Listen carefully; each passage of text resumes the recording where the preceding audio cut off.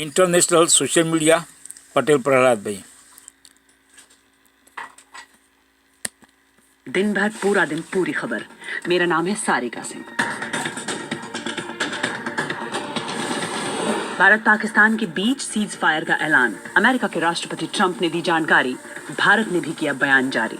It was agreed between them that both sides would stop all firing with effect from 1700 hours Indian Standard Time today. कुछ ही घंटों में संघर्ष से शांति की ओर बदले हालात। जानेंगे बीबीसी संवाददाताओं से क्या कह रहे हैं सीमाई इलाकों के लोग।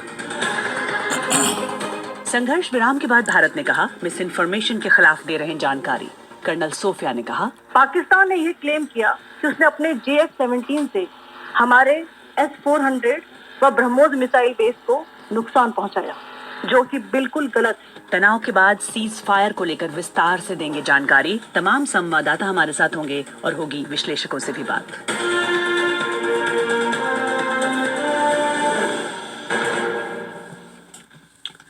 तो भारत पाकिस्तान के संघर्ष के बीच कल रात से लेकर अब तक तेजी से घटनाक्रम बदला। कल जब तनाव और चरम पर बढ़ता दिखा, अब अचानक संघर्ष से शांति की ओर बात बढ़ चली है। आखिरकार हफ्तों के तनाव के बाद संघर्ष के चौथे दिन वो कूटनीतिक पहलकाम आती दिखी जिस पर दुनिया की निगाह थी और दुनिया भर के देशों से इसकी अपील भी की जा रही थी। और आखिरकार भारत और पाकिस्तान युद्ध विराम के लिए तैयार हो गए। ये जानकारी दी थोड़ी देर पहले अमेरिका के राष्ट्रपति डोनाल्ड ट्रंप ने। उन्होंने एक ट्वीट करके कहा कि भारत और पाकिस्तान दोनों सीज फायर के लिए पूरी तरह तैयार हैं। फिर उसके बाद पाकिस्तान ने भी इसे कंफर्म किया। ट्रंप ने social media platform truth social पर एक पोस्ट में लिखा कि अमेरिका की मध्यस्थता में हुई एक लंबी बातचीत के बाद मुझे ये घोषणा करते हुए खुशी हो रही है कि भारत और पाकिस्तान ने पूर्ण और तत्काल सीज फायर पर सहमति जताई है। और इसके कुछ ही देर बाद भारत के विदेश सचिव विक्रम मिस्री ने एक बयान जारी कर संघर्ष विराम पर भारत की भी सहमति की जानकारी दे दी। It was agreed between them that both sides would stop all firing and military action on land and in the air and sea with effect from 1700 hours Indian Standard Time today. और BBC world के मुताबिक भारत के विदेश मंत्री S Jaishankar ने भी कहा कि भारत ने कहा कि भारत आतंकवाद के खिलाफ है, आगे भी रहेगा। पाकिस्तान के उप प्रधानमंत्री इसहाक डार ने कहा कि ने भी इस पर सहमति जताई और उन्होंने ट्रंप की पोस्ट के बाद सोशल मीडिया पर जानकारी दी कि पाकिस्तान और भारत पूर्ण और तत्काल संघर्ष विराम पर राजी हो गए। इसहाक डार ने लिखा पाकिस्तान और भारत तत्काल प्रभाव से सीज फायर के लिए तैयार हुए हैं। पाकिस्तान ने हमेशा ही अपनी संप्रभुता और क्षेत्रीय अखंडता के साथ बिना समझौता किए हुए क्षेत्र में शांति और सुरक्षा चाहिए। अमेरिकी विदेश मंत्री मार्को रूबियो ने सोशल मीडिया पर एक पोस्ट करके लिखा कि भारत और पाकिस्तान व्यापक मुद्दों पर बातचीत शुरू करने पर राजी हो गए हैं। और उन्होंने लिखा कि ये बताते हुए खुशी हो रही है कि भारत और पाकिस्तान तत्काल सीज फायर करने और एक निष्पक्ष स्थान पर व्यापक मुद्दों पर बातचीत करने के लिए सहमत हो गए हैं। और इन सब के मायने क्या है? सीज फायर का अनाउंसमेंट एक तरह से हो गया है, लेकिन डीएस्केलेशन का ये प्रोसेस क्या होगा, कितने दिनों में होगा, किसकी भूमिका होगी, क्या बातचीत होगी, इन सब पर बात करेंगे। हमारे साथ एक्सपर्ट्स भी हैं। साथ ही जो सीमाई इलाके थे जहां पर लगातार वार पलटवार दोनों देशों की तरफ से हो रहा था और वहां लोगों को परेशानियां हो रही थी, वहां अभी कुछ घंटों में हालात कैसे बदल गए, ये जानने के लिए हमारे संवाददाता भी तमाम इलाकों से जुड़ेंगे। राजस्थान से, पंजाब से, जम्मू और कश्मीर से भी। I'm a terrible note taker. हमारे साथ हमारे एक्सपर्ट मौजूद हैं मनन द्विवेदी जी। मनन जी, सबसे पहले तो ये बताइए कि डीएस्केलेशन की बात भी हो गई, नेगोशिएशन भी चलेगा। वहाँ खबर है कि प्रधानमंत्री शहबाज शरीफ भी रात को देश को संबोधित करने वाले हैं। तो क्या ये हो भी गया है और अभी एक तरह से नहीं भी हुआ है, प्रोसेस अभी चलेगा?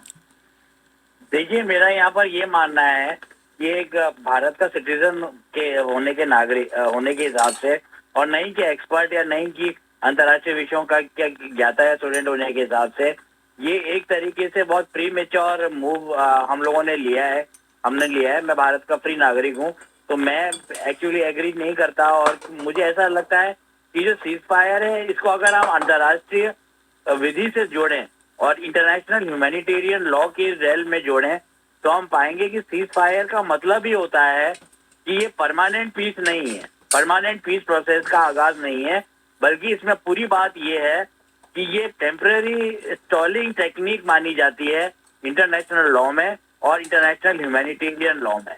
इसमें ये कहा जाता है कि अब तुरंत गोलीबारी का और हॉस्टिलिटीज का एंड हो जाएगा, पर ऐसा प्रैक्टिकली नहीं होता। हम अगर देखें इजराइल हमास के कॉन्फ्लिक्ट में भी देखें तो वहां पर कई बार सीज फायर हो चुके हैं।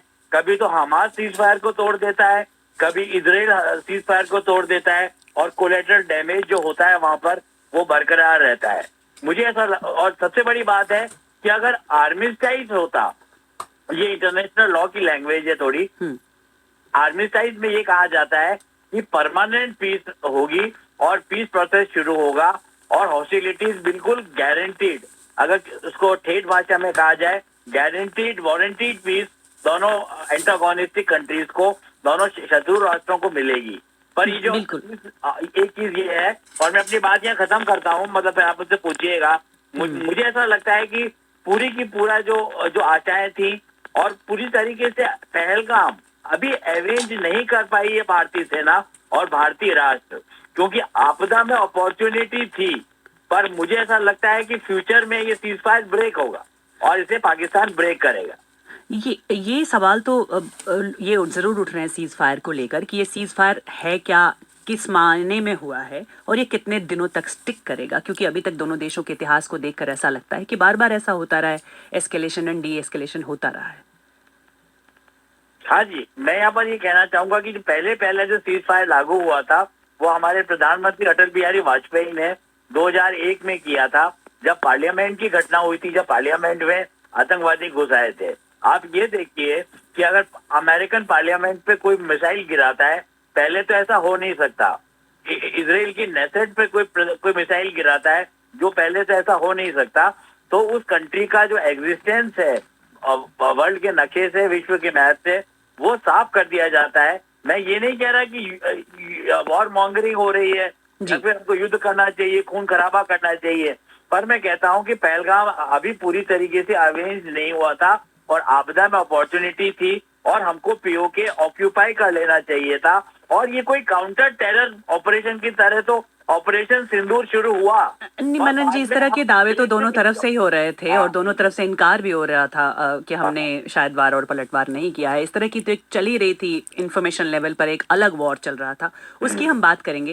लेकिन अभी हम बात इसकी कर रहे हैं उस कूटनीतिक पहल की जिसका दुनिया इंतजार कर रही थी और आखिरकार ये हुआ और कैसे हुआ, हम इस पर भी आपसे बात करेंगे। आप हमारे साथ बने रहिए। जुगल पुरोहित बीबीसी संवाददाता भी हमारे साथ इस वक्त हैं। जुगल, सुबह सुबह आज इतनी तनाव भरी गुजरी थी, लगातार सीमाई इलाकों में ड्रोन, ब्लैकआउट, विस्फोटों की खबरें थी और उसके बाद हालात लगातार जो 4 दिनों से वहां रहने वाले लोगों के खराब हो रहे थे। अब जब ये प्रोसेस हुआ है, इसे लोग कैसे ले रहे हैं? देखिए सारिका, यहाँ के जो लोग हैं जिनसे मैंने बात की है, तो वो लोग इससे एक बहुत बड़ी राहत महसूस कर रहे हैं। चाहे वो दुकानदार हो, चाहे वो बिजनेस वाले हों, चाहे वो बुजुर्ग हों, अलग अलग जो वर्ग हैं समाज के, उनके लोगों से बातचीत की और उन लोगों ने बताया कि किस तरह से उनके व्हाट्सएप ग्रुप्स में, उनके आसपास के लोगों में एक खुशी की लहर फिलहाल है। ऑफ कोर्स लोग ये भी कहते हैं कि पहलगाम में जो हुआ वो बुरा हुआ, उसके लिए बदला लेना चाहिए या उसके लिए जो प्रणाली होती है और जिस तरह से काम होना चाहिए वो होना ही चाहिए। लेकिन फिर भी जो यहाँ के लोगों ने जिस करीबी से ये सब देखा है पिछले 4 दिनों में, वो शायद बाकी लोग उससे रिलेट ना कर पाए, क्योंकि एक जो व्यक्ति जिनसे मैं बात कर रहा था, वो उन्होंने बहुत ही इम्पोर्टेंट पॉइंट कहा। उन्होंने कहा कि पिछले 3 दिनों में हमने देखा कि 2 किस्म के भारत नजर आ रहे थे। एक भारत वो जो सीमावर्ती इलाकों में रह रहा था, जो डरा हुआ था, सहमा हुआ था, उसे अपने फ्यूचर के बारे में पता नहीं था, अपने बच्चों की सिक्योरिटी के बारे में नहीं पता था। और दूसरा भारत उन्होंने कहा वो जो कि अलग अलग था और जो इसे क्या अलग तरीके से देख रहा था कि हाँ ये करना चाहिए, वो करना चाहिए, ऐसा कर लो, वैसा कर लो। तो ये एक शख्स ने बताया पठानकोट में हमें कि हम दो भारत देख रहे थे। तो आज मुझे लगता है कि वो काफी चैन की नींद सोने वाले हैं सारिका, और यहाँ पर लोगों में एक राहत की फीलिंग है जो हम साफ देख रहे हैं। और दिव्या भी हमारे साथ इस वक्त जुड़ गई हैं। दिव्या, आज सुबह ही आपने जो रिपोर्ट की थी उसमें हम देख रहे थे कैसे कार के शीशे टूटे हुए थे, वहां धूल राख का गुबार दिख रहा था, लोग अपनी आप बीती बता रहे थे। अब क्या आप इतने कम वक्त में, हालांकि बहुत कम वक्त है, जितनी देर में ये हालात बदल गए ड्रामेटिक तरीके से, आप क्या लोगों से बात कर पाई? क्या कह रहे हैं वो? सारिका, जम्मू में मैं आपको क्या बताऊं, फिजा एकदम बदली हुई है। सड़कों पर सन्नाटा था, सब दुकानें बंद थी। इस वक्त गुलजार हैं, दुकानें खुल रही हैं, लोग सड़कों पर बाहर सिर्फ वॉक करने निकले हुए हैं। तो जाहिर है एक सेंस ऑफ रिलीफ है। लेकिन मेरी एक रिपोर्ट जो अभी आप तक पहुंची ही नहीं, वो मैंने जम्मू के आउटस्कर्ट्स पर उस परिवार से मिलकर तैयार की है जहां पर एक व्यक्ति की आज सुबह की शेलिंग में मौत हो गई। अब उनके लिए इस सीज फायर के क्या मायने हैं आप खुद ही सोच सकती हैं। ये कुछ घंटे देर से हुई सीज फायर है क्योंकि उनकी जिंदगी में एक बहुत बड़ा लॉस ऑलरेडी हो चुका है। बल्कि अभी भी हम लोग इस सीज फायर की बात कर रहे हैं, लेकिन मेरे जानने वालों की तरफ से अभी भी ब्लड के लिए कॉल्स आ रही हैं, एम्बुलेंस के लिए, खासतौर पर जो दूर दराज के इलाके हैं। अभी एक राजौरी में एक क्रिटिकली इंजर्ड लोग हैं जिनको लिफ्ट होके कहीं सेंट्रल एरिया में आने की जरूरत है, पर एम्बुलेंस नहीं मिल रही। तो जो अभी तक का लॉस है, अभी कुछ वक्त उस लॉस के साथ डील करने में लगेगा। कुछ लोगों के लिए तो खैर ये जिंदगी भर का लॉस है, पर हाँ, एक इमीडिएट लेवल पर राहत जरूर है। दूसरी बात जो सारिका मैं कहना चाह रही थी, मैं जुगल की बात भी सुन रही थी कि एक तरफ राहत है, लेकिन दूसरी तरफ एक ऐसा तबका भी है जो ये कह रहा है कि सरकार की तरफ से जो दावे किए गए थे कोई डिसाइसिव रेजोल्यूशन के, वो उन्हें लगता है कि उनके हाथ में वो मौका आके रह गया, और जो उनको लग रहा था कि दूरगामी सोल्यूशन निकलेगा, उसकी जगह अभी एक ये तुरंत का सोल्यूशन निकाला गया है। लोगों की हताहत होते हुए देखकर या एस्केलेशन को देखकर उसे रोकने के लिए, पर कुछ हद तक वो थका सा महसूस कर रहे हैं कि ये जो मूल मसला है इसको सुलझाने की तरफ हम एक अच्छा बड़ा कदम नहीं उठा पाए। जी दिव्या, बिल्कुल यही सवाल कई मायनों में कई लोग उठा रहे हैं कि ये पीस प्रोसेस की शुरुआत है या यहीं पर बात रह जाएगी, कब तक चलेगा और आगे क्या होगा। बहुत बहुत शुक्रिया फिलहाल इस जानकारी के लिए। और हमारे साथ रविंदर सिंह रॉबिन भी पंजाब से जुड़े हुए हैं, अमृतसर से। रॉबिन, आप भी जो रिपोर्ट्स बता रहे थे कि किस तरह से लोग वहां परेशान थे, अब अचानक हालात एकदम से बदल गए हैं, क्या लोग इसे समझ पा रहे हैं? लोगों से बात की है यहाँ पे, वो अलग अलग लेवल के बिजनेस लेवल के लोगों से, कुछ परिवार वालों से। ज्यादातर मुझे जो इसमें सेगमेंट मिला, उनको लगा कि अचीव क्या हुआ, कौन जीता कौन हारा, इस बात को लेके जरूर एक कश्मकश या कंफ्यूजन में नजर आए। रिलीव उन लोगों के चेहरे पे नजर आया जो अपने बिजनेसेस में जुड़े हुए थे, या जैसे कोई तबका वो उनको लग रहा था कि अब उन्हें अपने गाँव में जाना पड़ेगा, दूसरे प्रदेश में जाना पड़ेगा। जो लेबर यहाँ पे काम करती हैं, उनको इस बात से थोड़ा रिलीफ मिला के उनकी अब जो रोजमर्रा की उनको जो डेली वेजेस मिल रहे हैं वो नहीं टूटेंगे, उनको मिलते रहेंगे। जो भारत पाकिस्तान संबंधों को समझते हैं, कुछ प्रोफेसर्स हैं या इंटरनेशनल रिलेशंस को समझते हैं, जब मैंने उनसे बात की तो उनका कहना था कि ये भारत के लिए बैड एग्जिट है। अभी वो वेट कर रहे हैं कि क्या टर्म्स पे इन्होंने सीज फायर किया, और इस तरह के क्वेश्चंस हैं जिसका भी आंसर आना बाकी है। जैसे अगर डीजीएमओ लेवल की बात हुई है, दोनों में 3 बजे से लेके 5 बजे तक आपस में बात की है दोनों मुल्कों के अधिकारियों ने, तो क्या इसे रिजम्पशन ऑफ बायलैटरल टॉक्स का कह सकते हैं, जहां एक तरफ भारत कह रहा था कि टेरर एंड टॉक्स इकट्ठे नहीं चलेंगे। 2019 से भारत का यही फैसला जी है। रविंदर, तो शांति की बात तो इमीडिएट अभी हो गई है, लेकिन सवाल अभी कई बाकी हैं और हम यही जानने की कोशिश कर रहे हैं, कुछ सवालों के जवाब हम ढूंढने की कोशिश कर रहे हैं अपने एक्सपर्ट से बातचीत करके। आसिफ फारूकी भी हमारे साथ, बीबीसी उर्दू के एडिटर, जुड़ेंगे। हमारे तमाम संवाददाता भी इस वक्त जुड़े हुए हैं। लेकिन एक सवाल था जो आसिफ जी, आज ही आसिम मुनीर से शायद मार्को रूबियो की बात हुई थी और उसके बाद ये सवाल उठ रहा था कि क्या यही जो फोन कॉल था वही ये जो सीज फायर है उसकी खबर लेकर आया? देखिए, जब दो देशों के दरमियान कशीदगी होती है और बात अगर लड़ाई झगड़े तक चली जाए, तो उसका जो रोकने का, या जो पीस प्रोसेस होता है वो हाईएस्ट लेवल से शुरू नहीं होता, वो हाईएस्ट लेवल पे जाके खत्म होता है। जो पीस टॉक्स हैं या जो उनको चीजों को ठीक करने का जो अमल है उसकी शुरुआत नीचे लेवल पर होती है। और अगर आपको याद हो तो 2-3 दिन पहले से ये बात हो रही थी कि पाकिस्तान और इंडिया के दरमियान किसी ना किसी लेवल पे कांटेक्ट है। पहले बात हुई कि नेशनल सिक्योरिटी एडवाइजर्स के लेवल पे कांटेक्ट है, लेकिन उसकी तरदीद की गई। लेकिन उसी के साथ में ये बात भी हो रही थी कि एनएसए लेवल पे नहीं है लेकिन किसी और लेवल पे है। और वो उस वक्त से ये बात अब सामने आ रही है कि जो दोनों सेना के मिलिट्री ऑपरेशंस के डायरेक्टर जनरल हैं वो कॉन्स्टेंटली इन टच थे। अगर कॉन्स्टेंटली नहीं तो पीरियोडिकली वो इन टच थे in the last 2-3 days at least. और वहां से ये बात शुरू हुई थी कि ये जो जिस डायरेक्शन में ये स्किर्मिशेस जा रही हैं और जिस तरह से ये एस्केलेट कर रही हैं, there will be soon a time कि ये आउट ऑफ हैंड हो सकता है दोनों देशों के हाथ से। तो वो एक लेवल पे उसको रिस्ट्रिक्ट करने की कोशिश हो रही थी 2-3 दिन से, और उसमें जो ज्यादा शिद्दत आई वो लास्ट 24 आवर्स में आई। चल ही रही थी और सवाल उठ रहे थे कि अंदर खाने डिप्लोमेसी के लेवल पर भी बहुत कुछ चल रहा होगा, क्योंकि मिलिट्री लेवल पे तो डी एस्केलेशन नहीं होता है, कूटनीतिक लेवल पर ही होता है। लेकिन जो खबर है कि प्रधानमंत्री शहबाज शरीफ आज रात को देश को संबोधित करेंगे, उस बारे में क्या जानकारी है आसिफ साहब? उसमें अब जो नेक्स्ट स्टेप है वो यही होगा कि दोनों देशों की लीडरशिप जो है अपने लोगों को ये बताने की कोशिश करेंगे कि हमारी विक्ट्री हुई है इस छोटी सी जंग के अंदर। और यही मैसेज शहबाज शरीफ भी देंगे और यही message I am sure India में भी दिया जाएगा कि हम विक्टोरियस हुए हैं इस झगड़े में। और यही मैसेज जो है वो शहबाज शरीफ भी देने की कोशिश करेंगे।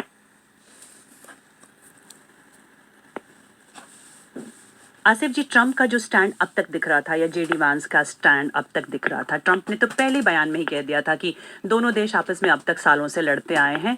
साफ था वो सोच रहे थे कि दोनों देश ही मिलकर फैसला कर लेंगे। तो आखिरकार अमेरिका की चुप्पी इतने दिनों तक रही क्या थी? मतलब अंदर खाने क्या हो रहा होगा या ट्रंप क्या सोच रहे होंगे? देखिए, एज आई सेड, मैं यही पोजीशन दोबारा रिट्रेट करूंगा कि ट्रंप के लेवल पे जाके सीज फायर की कोशिश शुरू नहीं होती, वहां पे खत्म होती है, वहां से अनाउंसमेंट होती है। दोनों देशों के बीच में निचले लेवल पे, मिलिट्री लेवल पे, and you are absolutely right, diplomatic level पे भी संबंध जो थे वो जारी थे, बातचीत हो रही थी। वो फिर आहिस्ता आहिस्ता सेंट्रल लेवल पे आए, दोनों देशों के बड़े हुए। फिर उसके बीच में जब अमेरिकन सेक्रेटरी ऑफ स्टेट आए और चाइना का भी सुनने में नाम आ रहा है कि वहां से भी कुछ इंटरवेंशन हुई थी, उसके बाद फिर ट्रंप जो है उन्होंने गो हेड ऑब्वियसली दिया हुआ था, he wanted this to be resolve soon. और उसके बाद ही फिर उनके लेवल पे जब बात गई और उनको बताया गया कि कुछ ऐसी टर्म्स हैं जिन पर बात हो सकती है, उसके बाद ही वो मुद्दा जो है वो फिर उनके पास गया और उन्होंने अनाउंसमेंट की। बिल्कुल, आप जिस तरह चीन का नाम ले रहे हैं उसमें कई देशों की बातें आ रही थी, तुर्की की बात आ रही थी, ईरान की बात आ रही थी, और सवाल ये हो रहा था कि वो कौन सा देश होगा जो आखिरकार मीडिएट करेगा। अमेरिका का नाम तो साफ तौर पर सामने आ रहा है, लेकिन आपको क्या लग रहा है सऊदी की भी भूमिका बड़ी होगी क्योंकि दोनों देशों से उसके अच्छे संबंध है? देखिए, अमेरिका जो है वो गारंटर के तौर पे बीच में आ सकता है कि ठीक है हम बीच में आते हैं, क्योंकि इंडिया और पाकिस्तान को हमेशा से, या इस तरह की सिचुएशन जब कॉन्फ्लिक्ट होता है तो एक बड़े ताकतवर गारंटर की जरूरत होती है। तो आई वुड से कि अमेरिका ने इसको डील को ब्रोकर उस तरह से नहीं किया, लेकिन गारंटी दी है इसकी शायद किसी लेवल पे। जो ब्रोकर करने की बात है वो आप ठीक कह रही हैं कि उसमें सऊदीया का भी रोल है, उसमें चाइना भी थोड़ा बहुत है, लेकिन I can tell you with authority कि इसमें एक्चुअल जो असल रोल है वो दोनों मुल्कों के अपने लोगों का है, चाहे वो मिलिट्री के लेवल पे है चाहे वो डिप्लोमेटिक लेवल पे है। उन दोनों को ये बात समझ में आ गई थी कि अगर ये अगले 24 से 48 आवर्स में रिजॉल्व नहीं हुआ तो ये आउट ऑफ प्रोपोर्शन हो जाएगा और दोनों देशों को बहुत ज्यादा नुकसान होने वाला है।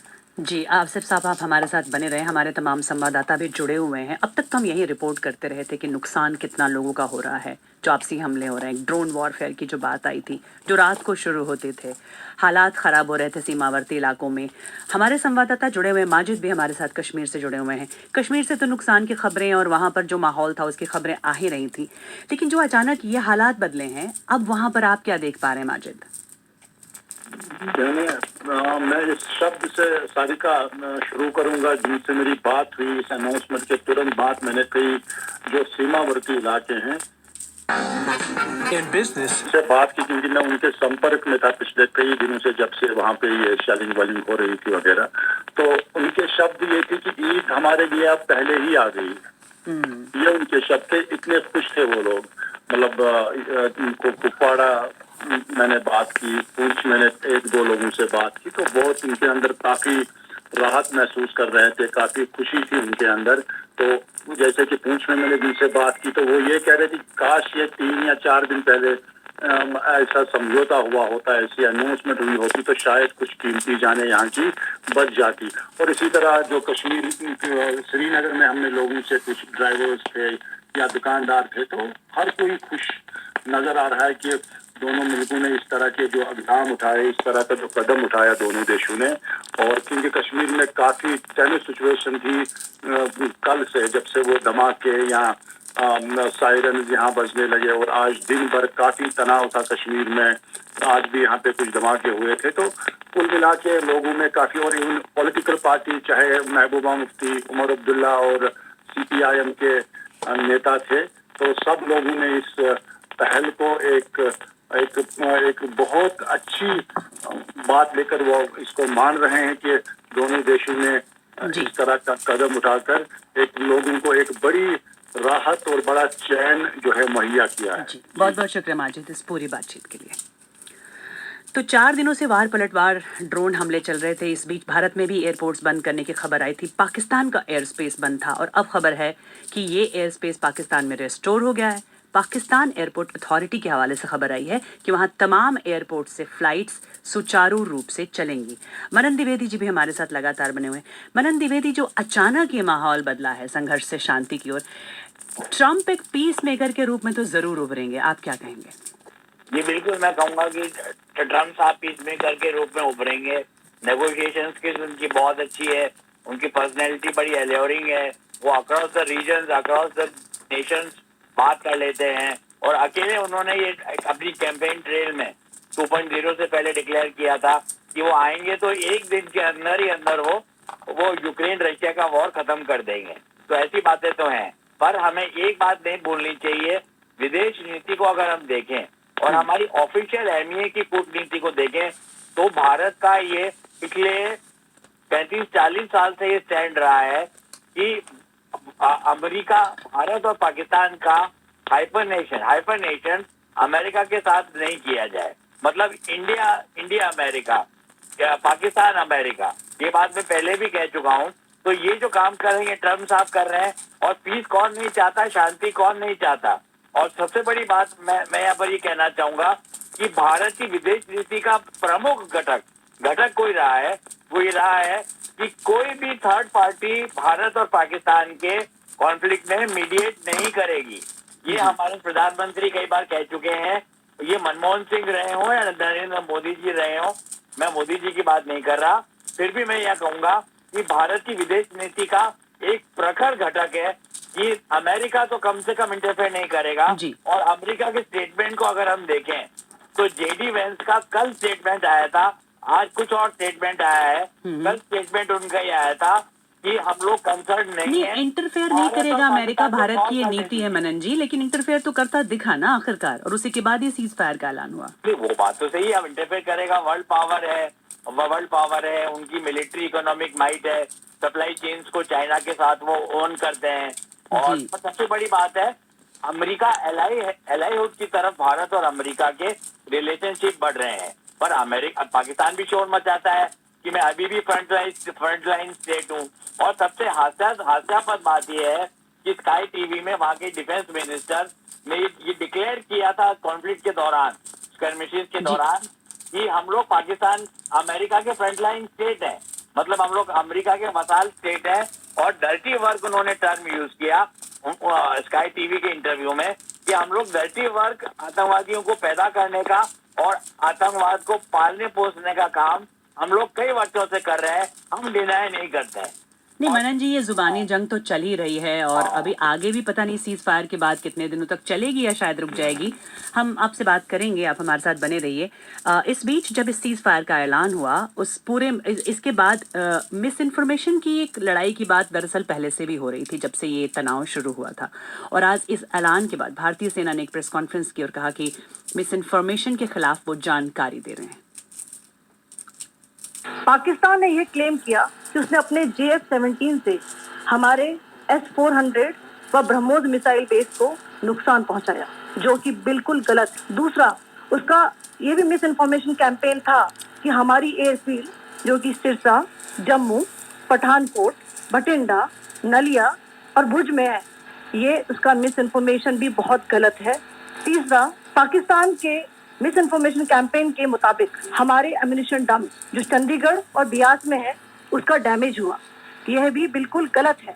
हमने आपको मॉर्निंग ब्रीफिंग में बताया था विद फैक्ट्स एंड फिगर के साथ कि ये सारी चीजें बिल्कुल सही सलामत है। अब मैं आपको बताना चाहती हूँ कि पाकिस्तान के एक प्रेस कॉन्फ्रेंस में ये बात की गई थी कि उनके सीनियर मिलिट्री ऑफिसर्स जो कि पूरी तरह से ये भ्रामक है और तथ्यों से दूर है कि पाकिस्तान की ओर से कि झूठा आरोप भी लगाया जा रहा है कि भारतीय सेना ने मस्जिदों को नुकसान पहुंचाया। मैं इससे बिल्कुल स्पष्ट करना चाहती हूं कि India is a secular nation और हमारी सेना भारत के कॉन्स्टिट्यूशनल वैल्यूज की एक बहुत प्यारी झलक है। इंडियन आर्म फोर्सेस और कर्नल सोफिया ने ये भी कहा कि सेना अभी आगे के लिए भी तैयार है। जुगल पुरोहित इस वक्त हमारे साथ हैं। जुगल, सोफिया कुरैशी ने ये तो कहा, बाकी तमाम जानकारियां दी, लेकिन ये कहने का मतलब कि सेना आगे भी तैयार है, फोर्सेस अलर्ट पर रहेंगी, ये क्या स्ट्रैटेजी हो सकती है?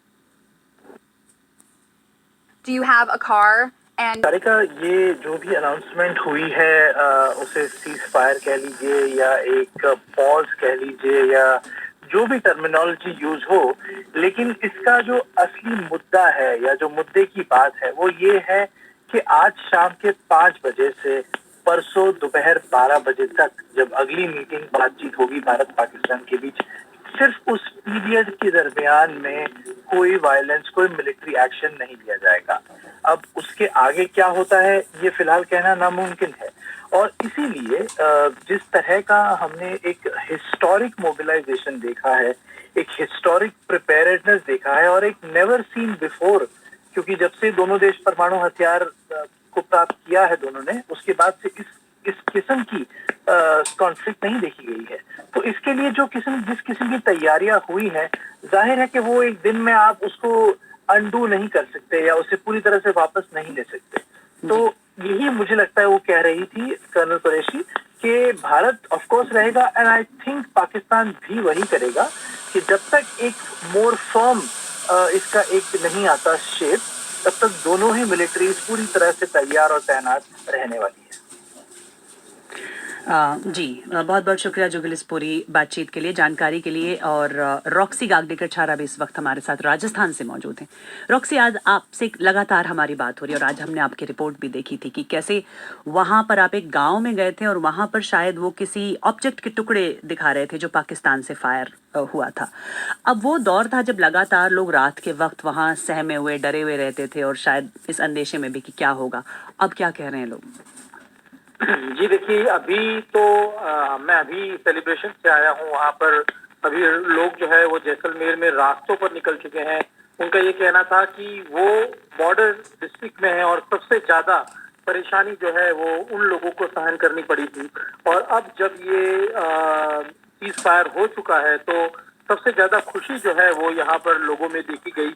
लोग रास्ते पर निकल गए थे, इंडियन आर्मी की जय के नारे लगा रहे थे और कई सारे लोग जो है वो ये कह रहे थे कि इतने दिनों से हमें ये लग रहा था कि हमारा जो व्यापार है, धंधा है, वो सब चौपट हो जाएगा और अब क्योंकि सीज फायर हो चुका है तो वापस लोग जो है अपनी दुकानें खोल रहे थे। हमने देखा कि शाम का समय था, दुकानें बंद करने का समय था, फिर भी सीज फायर हो गया था। उसके बावजूद भी कई दुकानें खुली थी और लोग जो है वो वापस अपने रूटीन लाइफ में आने के लिए तैयार हो चुके थे यहाँ पर जैसलमेर में। बहुत शुक्रिया आपका रॉक्सी इस पूरी जानकारी के लिए। और हमारे साथ आसिफ भी लगातार बने हुए हैं। आसिफ, आज ही सुबह रात से लेकर और आज तक के जो तनाव दोनों देशों की तरफ में देखे गए, दोनों अपने अपने ठिकाने बता रहे थे कि यहाँ हमले हुए, वहाँ हमले हुए। भारत में भी प्रेस कॉन्फ्रेंस में कहा गया कि ट्रूप्स मूव कर रही हैं, अभी तक तो हवाई हमले ही हो रहे थे। उसके बाद पाकिस्तान की सेना ने जानकारी दी कि उन्होंने एक ऑपरेशन लॉन्च किया है। उसके बाद अचानक ये सब कुछ हो जाना, इसे किस तरह देखा जाएगा दुनिया भर में? देखिए, जो इसमें एक इंटरेस्टिंग बात है, जो डिफेंस एनालिस्ट और जो इन चीजों को समझते हैं वो नोट कर रहे हैं कि पिछले 2-3 दिन से जो भी अटैक्स और काउंटर अटैक्स हो रहे थे दोनों तरफ से, वो बहुत सोच समझ के हो रहे थे और बहुत रिस्ट्रेंट के साथ हो रहे थे। अब ये बात दर्शकों को बहुत अजीब लगेगी कि 2 दिन में कभी यहाँ धमाका हो रहा है, कभी वहां धमाका हो रहा है, कभी यहाँ बिजली जा रही है, कभी वहां गड़बड़ हो रही है। आसिफ, मैं आपसे ये भी पूछना चाह रही थी कि आपकी बात हुई होगी, अगर पाकिस्तान में फिलहाल क्या माहौल है इसे लेकर? पाकिस्तान में जाहिर है बहुत खुशी पाई जा रही है। पाकिस्तानी सेना में भी और गवर्नमेंट में भी हमने विजुअल्स देखे हैं जिसमें पाकिस्तानी जो सेना के लोगों हैं उनको हार फूल पहनाए जा रहे हैं जब वो बॉर्डर लाइन से वापस आ रहे हैं अपने टैक्स में या अदरवाइज। तो सेलिब्रेशन है, और जैसे कि मैंने कहा कि पाकिस्तान इसको अपनी विक्ट्री के तौर पे ले रहा है, और सिमिलरली ऑब्वियसली इंडिया भी इसको एक विक्ट्री के तौर पर ही ले रहा होगा। जी, और हमारे साथ मनन द्विवेदी भी हैं। मनन जी, एक तरह से दोनों देशों के बीच ये जो तनाव हफ्तों पहले से शुरू हुआ था पहलगाम हमले के बाद, और उसके बाद लगातार तनाव वार पलटवार जारी था। 2 परमाणु संपन्न देश हैं, क्या दुनिया की फिक्र बढ़ा रहे थे, और क्या दुनिया के तमाम देशों ने मिलकर ये पहल की, या फिर दुनिया देख रही थी कि शायद अमेरिका कोई पहल करे? बिल्कुल, देखिए, शुरुआत के दिनों में जब पहलगाम पे अटैक हुआ और जो बर्बर और नरशंस एक्ट पाकिस्तानी सेना के लोगों ने या फिर उनके इरेगुलर आतंकवादियों ने किया, तो उन पे हम लोग राष्ट्र की अवधारणा को मानते हैं, हम लोग धर्म को नहीं मानते, और हम सेकुलर कंट्री हैं, जैसे आपके पहले कह चुके हैं, संविधान में हम भी मानते हैं और अब प्योरली सेकुलर हैं। तो मैं कहूँगा कि परमाणु युद्ध का खतरा कभी भी भारत और पाकिस्तान पे इस स्किर्मिश के दौरान नहीं था। मैं इसको आपके आगे बढ़ाता हूँ इस बात को, क्योंकि क्या होता है कि म्यूचुअली एश्योर्ड डिस्ट्रक्शन नाम का एक अवधारणा है। मैं कोई लेक्चर बिल्कुल और दोनों तो पाकिस्तान जानता था कि अगर वो एक न्यूक फेंकेगा तो उससे 10 गुना मनन जी, ये सिर्फ पाकिस्तान की बात नहीं, ये दोनों देशों के लिए शांति से रहने की बात है, और उसके लिए एक राहत बड़ी खबर आ गई है। बहुत बहुत शुक्रिया आप सबका हमारे साथ